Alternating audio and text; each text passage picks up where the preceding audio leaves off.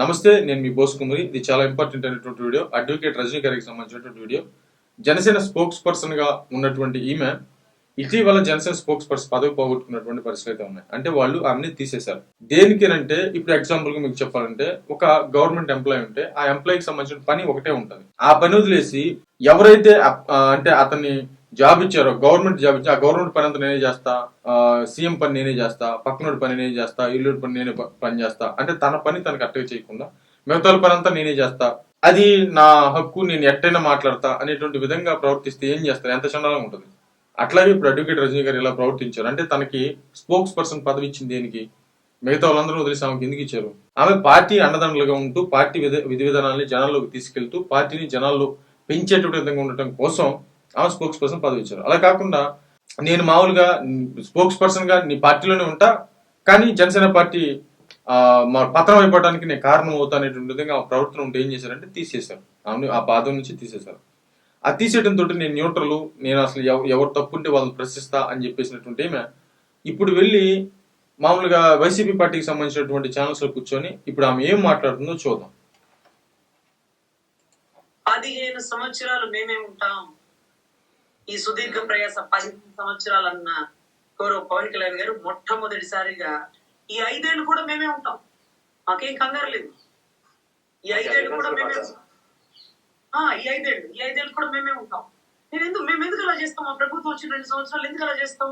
ఇదేమన్నా ఎలక్షన్ కి ముందు 6 నెలల ఎలక్షన్ ముందు 6 నెలలు అయితే చేశారంటే మీరు అనుకోవచ్చు. ఎలక్షన్ గెలిచిన ఒక 2 సంవత్సరాలు మేము ఎందుకు చేస్తాం? మేము మారిపోం కదా, 3 సంవత్సరాలు మేమే ఉంటాం కదా, మరి ఎందుకు చేస్తాం అన్నారు. అంటే ఎలక్షన్ కి ముందు 6 నెలల ముందు చేస్తే అది ఇంకెలా ఉపయోగపడుతుంది అంటే, ఎలక్షన్ కి ముందు 6 నెలలు చేయొచ్చు, ఎలక్షన్ అయిపోయిన 2 సంవత్సరాలు ఎందుకు చేస్తాము? ఉండేది 5 సంవత్సరాలే.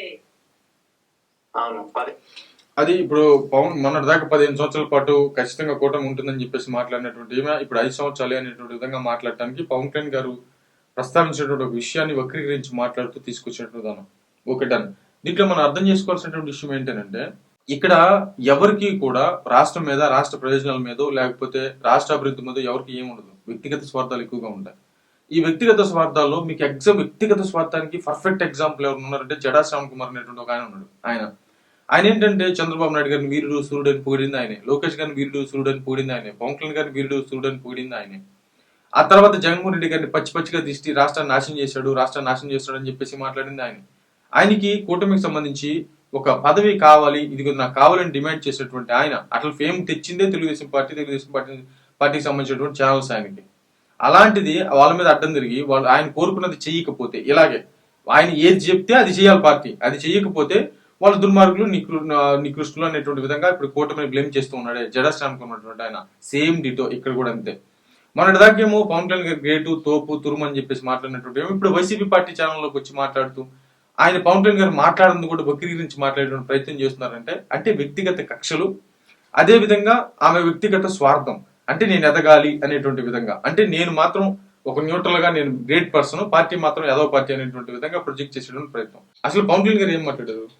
ప్రెస్ మీట్ లో ఆయన మాట్లాడింది ఏంటంటే, మేము లడ్డూకి సంబంధించిన ఇష్యూ, అంటే కల్తీ నెయ్యికి సంబంధించిన ఇష్యూ మాట్లాడేటువంటి సమయానికి మేము వచ్చి 2 నెలలు, అంటే 5 సంవత్సరాలు కూడా అధికారంలో ఉండేది మేమే.